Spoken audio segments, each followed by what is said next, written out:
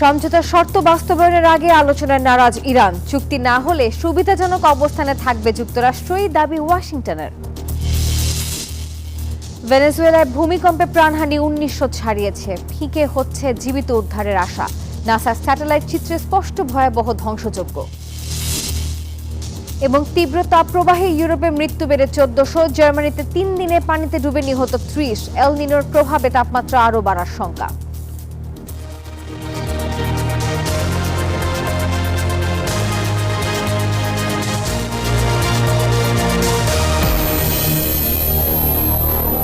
স্বাগত গ্লোবাল টাইমে। বিশ্বের নানা প্রান্তের খবর নিয়ে আপনাদের সঙ্গে আছি আমি নাফিসা হক। দেখছিলেন সংবাদ শিরোনাম, যাচ্ছি পুরো খবরে। সমঝোতা স্মারকের প্রধান শর্তগুলো বাস্তবায়ন না হলে চূড়ান্ত চুক্তি নিয়ে যুক্তরাষ্ট্রের সঙ্গে কোনো আলোচনাই করবে না ইরান। বুধবার এমন বার্তা দিয়েছে তেহরান। তারা দাবি করছে হরমুজ প্রণালী ইরানের শক্তির সর্বশ্রেষ্ঠ হাতিয়ার। তবে চুক্তি ব্যর্থ হলে যুক্তরাষ্ট্রের কোনো ক্ষতিই হবে না, এমনটি বলছেন মার্কিন ভাইস প্রেসিডেন্ট জেডি ভ্যান্স। এদিকে মধ্যস্থতাকারী কাতারের সঙ্গে দোহায় বৈঠক করেছেন ইরান মার্কিন প্রতিনিধি দল। ট্রাম্প প্রশাসনের পক্ষ থেকে কাতারের দোহায় বৈঠক নিয়ে বারবার ইতিবাচক ইঙ্গিত দেওয়া হলেও বরাবরই তা অস্বীকার করে আসছে ইরান। এ বিষয়ে আবারও নিজেদের অবস্থান স্পষ্ট করেছে খামেনির দেশ। ইরানের প্রধান আলোচক এবং পার্লামেন্টের স্পিকার বাঘের গালিভাব সাফ জানিয়েছেন, সমঝোতা স্মারকের প্রধান 5টি শর্ত পূরণের আগে যুক্তরাষ্ট্রের সঙ্গে চূড়ান্ত চুক্তির বিষয়ে কোনো আলোচনায় বসবেন না তারা। সেই সঙ্গে কৌশলগতভাবে অত্যন্ত গুরুত্বপূর্ণ হরমুজ প্রণালীকে ইরানের ক্ষমতার সবচেয়ে বড় হাতিয়ার হিসেবে উল্লেখ করেন তিনি। ফের স্পষ্ট করেন, এই নৌরুটের উপর ইরান কোনো অবস্থাতেই নিজেদের সার্বভৌমত্বের অধিকার ছাড়বে না। চূড়ান্ত চুক্তিতে না পৌঁছাতে পারলে সুবিধাজনক অবস্থায় থাকবে যুক্তরাষ্ট্রই, এমন দাবি করেছেন মার্কিন ভাইস প্রেসিডেন্ট জেডি ভ্যান্স। বলেন, ইরানের পরমাণু কর্মসূচি এবং সামরিক শক্তি এরই মধ্যে ধ্বংস হয়ে গেছে। সতর্ক করেন, হরমুজ প্রণালীতে কোনো জাহাজ লক্ষ্য করে ইরানের হামলার কঠোর জবাব দেবে ওয়াশিংটন। এদিকে দোহায় ইরান যুক্তরাষ্ট্রের মধ্যে কোনো আলোচনা না হলেও মধ্যস্থতাকারী কাতারের সঙ্গে উভয় দেশের প্রতিনিধিদের বৈঠক হয়েছে। আসমাতুলি, নিউজ 24। হরমুজ প্রণালীতে অবাধ নৌ চলাচল নিশ্চিতে ইরানের প্রতি আহ্বান জানিয়েছে ভারত। মঙ্গলবার ইরানের প্রেসিডেন্ট মাসুদ পেজেশকিয়ানের সঙ্গে ফোন আলাপে এই আহ্বান জানান ভারতের প্রধানমন্ত্রী। এক্সে দেয়া এক পোস্টে এই তথ্য নিশ্চিত করেছেন নরেন্দ্র মোদী। এ সময় যুক্তরাষ্ট্র ইরান সমঝোতার অগ্রগতিতে এই অঞ্চলে স্থায়ী শান্তির আশাবাদ ব্যক্ত করেন তিনি। একই সঙ্গে ভারতের জ্বালানি সরবরাহের প্রধান রুট হরমুজ প্রণালী সচল ও নিরাপদ রাখার উপর গুরুত্বারোপ করেন মোদী।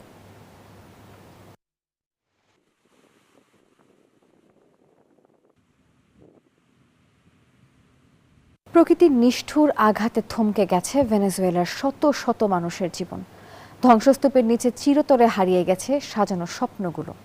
ভয়াবহ জোড়া ভূমিকম্পের 1 সপ্তাহ পর এখন পর্যন্ত 1943 জনের মৃত্যুর খবর নিশ্চিত করেছে কর্তৃপক্ষ। এখনও হাজার মানুষ নিখোঁজ। সময় পেরোনোর সঙ্গে সঙ্গে ফিকে হচ্ছে জীবিতদের উদ্ধারের আশাও। এদিকে নাসার স্যাটেলাইট উপাত্ত জানান দিচ্ছে দেশটিতে হওয়া ব্যাপক কাঠামোগত ধ্বংসযজ্ঞের নির্মম বাস্তবতা। প্রকৃতির নির্মম তাণ্ডবের 1 সপ্তাহ পার হলেও ভেনেজুয়েলায় থামেনি স্বজন হারানোর কান্না। ধ্বংসস্তূপ থেকে আর কোনো প্রাণের স্পন্দন শোনার আশা এখন শুধুই মরীচিকা। সবচেয়ে বিপর্যস্ত লাগোয়েরা এলাকাটি পরিণত হয়েছে মৃত্যুপুরীতে। মরদেহের ভিড়ে হাসপাতালগুলো উপচে পড়ায় স্থানীয় বন্দরটিকে বানানো হয়েছে বিশাল এক অস্থায়ী মর্গ। সারি সারি কফিনের মাঝে নিখোঁজ স্বজনের নিথুর দেহ খুঁজছেন শোকার্ত মানুষেরা। আপনজন হারানোর আর্তনাদে ভারী হয়ে উঠেছে পুরো বন্দর এলাকা। মহাকাশ থেকেও দৃশ্যমান এই প্রাকৃতিক দুর্যোগের ভয়াল ক্ষত। নাসার স্যাটেলাইট উপাত্ত বলছে, চোখের পলকেই ধ্বংসস্তূপে পরিণত হয়েছে দেশটির 58,008 শতাধিক বসতবাড়ি ও স্থাপনা। যারা কোনো মতো প্রাণে বেঁচেছেন, খোলা আকাশের নিচে চরম খাদ্য সংকটে দিন কাটছে তাদের। সবকিছু হারিয়ে নিঃস্ব মানুষগুলোর চোখে এখন কেবলই অনিশ্চিত ভবিষ্যতের শঙ্কা। Desk report, news 24। তীব্র তাপপ্রবাহে ইউরোপে দীর্ঘ হচ্ছে মৃত্যুর মিছিল। জার্মানিতে পানিতে ডুবে মারা গেছে অন্তত 30 জন। আর এতে ইউরোপে প্রাণহানি বেড়ে 1400-তে দাঁড়িয়েছে। ফ্রান্সের কবরস্থানগুলোতে মিলছে না দাফনের জায়গা। বিশেষজ্ঞরা বলছেন এল নিনো ও জলবায়ু পরিবর্তনের প্রভাবে আগামীতে তাপমাত্রা আরও বাড়তে পারে। ইউরোপ জুড়ে বয়ে চলা তাপপ্রবাহে পুরনো সব রেকর্ড ভেঙে প্রতিদিনই তৈরি হচ্ছে নতুন রেকর্ড। সেই সাথে মৃতের তালিকায় যুক্ত হচ্ছে নতুন সব নাম। 2 সপ্তাহ ধরে চলা তাপপ্রবাহে শুধু ফ্রান্সেই প্রাণ হারিয়েছেন অন্তত 1000 জন। অবস্থা এমন জায়গায় পৌঁছেছে যে কবরস্থানগুলোতে মিলছে না দাফনের জায়গা, মর্গগুলোতেও নেই তিল ধারণের ঠাঁই। প্যারিসের অর্লির মর্গ থেকে ফিরিয়ে দেয়া হয়েছে 150টি মৃতদেহ। আমাদের 32টি স্টোরেজ স্লট রয়েছে, সবগুলোই ভর্তি। ভাবুন তো, আপনার প্রিয়জনের মরদেহে পচন ধরে যাচ্ছে আর আমরা তার দায়িত্ব নিতে পারছি না। দেওয়ার মতো কোনো সমাধান আমাদের কাছে নেই। এছাড়া জার্মানিতে সর্বোচ্চ তাপমাত্রা রেকর্ড করা হয়েছে 41.7 ডিগ্রি সেলসিয়াস। তাপপ্রবাহ থেকে বাঁচতে পানিতে নেমে মারা গেছেন অন্তত 30 জন। অতিরিক্ত গরমে বেঁকে গেছে রেল লাইনও। অসহনীয় তাপপ্রবাহের ফলে বিপর্যস্ত হয়ে পড়েছে পোল্যান্ড, হাঙ্গেরি, রোমানিয়া সহ আরো কয়েকটি দেশ। দ্রুত কমতে শুরু করেছে নদীর পানির উচ্চতা। একটু স্বস্তির আশায় ফায়ার ট্রাকে করে পানি ছেটানো হচ্ছে শহরের রাস্তাগুলোতে। ইউরোপীয় ইউনিয়নের কোপারনিকাস মেরিন সার্ভিস জানায়, জুনে বিশ্বের মহাসাগর পৃষ্ঠে ইতিহাসের সর্বোচ্চ গড় তাপমাত্রা রেকর্ড করা হয়েছে। ধারণা করা হচ্ছে আগামী বছরগুলোতে তাপমাত্রা আরও বৃদ্ধি পেতে পারে। চৈতি রয়, নিউজ 24। পাকিস্তানের একটি কোচিং সেন্টারে ছাদ ধসে 14 শিশুর প্রাণ হারিয়েছে। মঙ্গলবার লাহোরে এই দুর্ঘটনায় আহত হয়েছে আরও বেশ কয়েকজন। নিহত অধিকাংশ শিশুর বয়সই 7 থেকে 11 বছর। প্রত্যক্ষদর্শীরা জানান, ভবনটির ছাদের অবস্থা আগে থেকেই খারাপ ছিল, আর ক্লাস চলাকালে ছাদের টাইলস মেরামতের কাজও চলছিল। এই ঘটনায় শোক জানিয়েছেন প্রধানমন্ত্রী শাহবাজ শরীফ। সেই সঙ্গে আহতদের সর্বোচ্চ চিকিৎসা সেবা নিশ্চিতের নির্দেশনাও দিয়েছেন তিনি।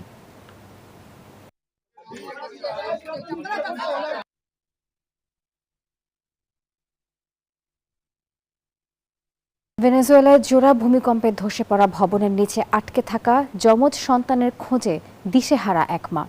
উদ্ধারকারীদের প্রতি আকুতি জানাচ্ছেন সন্তানদের উদ্ধারের জন্য। আশা করছেন অলৌকিক কোনো সুসংবাদের। ভয়াবহ ভূমিকম্পে বিধ্বস্ত ভেনেজুয়েলায় এমন আর্তনাদ এবং আকুতি এখন হাজারো মায়ের।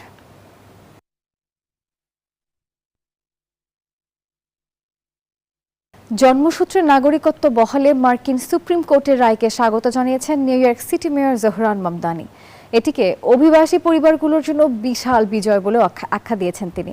বলেন, এই রায় মার্কিন সংবিধানের লেখা ন্যায় বিচার এবং সমান অধিকারের প্রতিশ্রুতিকে পুনর্ব্যক্ত করেছে। সেই সঙ্গে অভিবাসী পরিবার ও তাদের সন্তানদের অধিকার ও মর্যাদা রক্ষা করেছে।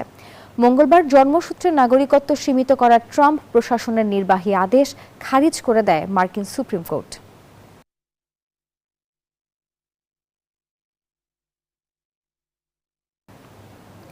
হোয়াইট হাউসে ফেরার প্রথম বছরে ক্রিপ্টোকারেন্সি থেকে $100 কোটি বেশি আয় করেছেন মার্কিন প্রেসিডেন্ট ডোনাল্ড ট্রাম্প।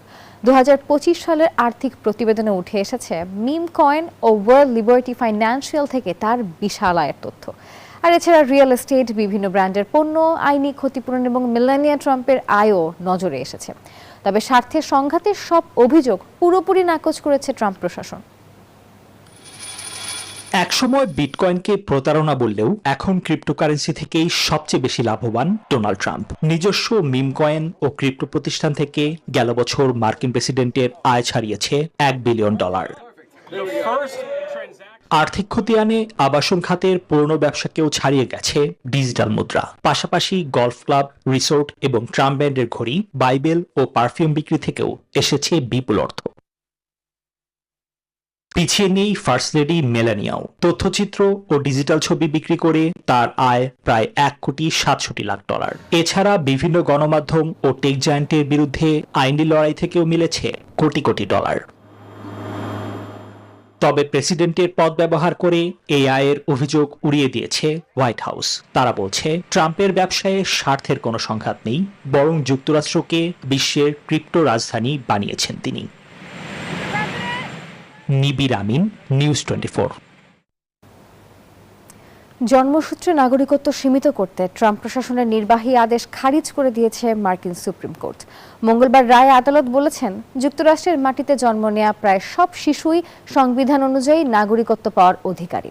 আর এতে স্বস্তিতে অসংখ্য অভিবাসী পরিবার। তবে এই রায়কে দুঃখজনক বলছেন মার্কিন প্রেসিডেন্ট।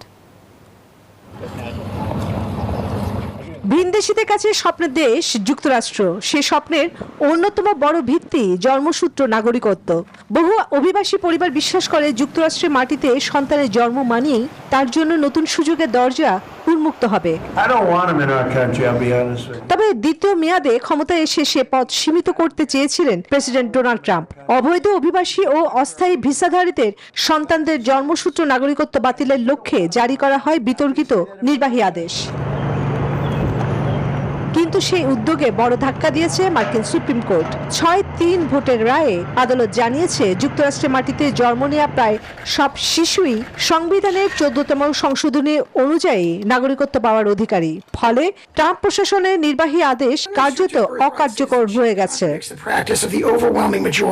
1998 সালের ঐতিহাসিক ও ওম কিম আর্ক মামলায় নজিরও পুনর্ব্যক্ত করা হয়েছে। আদালতের মতে, জন্মস্থান ভিত্তিক নাগরিকত্ব একটি সাংবিধানিক অধিকার, যা কোনো প্রেসিডেন্ট নির্বাহী আদেশের মাধ্যমে বাতিল করতে পারেন না।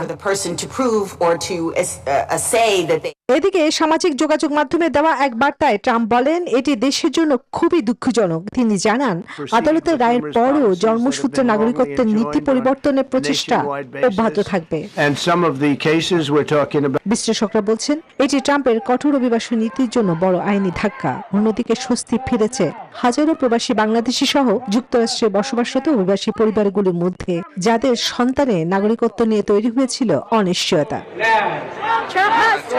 চন্দনী চন্দ্রা, নিউজ 24। দর্শক, এই ছিল গ্লোবাল টাইমের এখনকার আয়োজনে। পুরো আয়োজনের সঙ্গে থাকার জন্য ধন্যবাদ সবাইকে।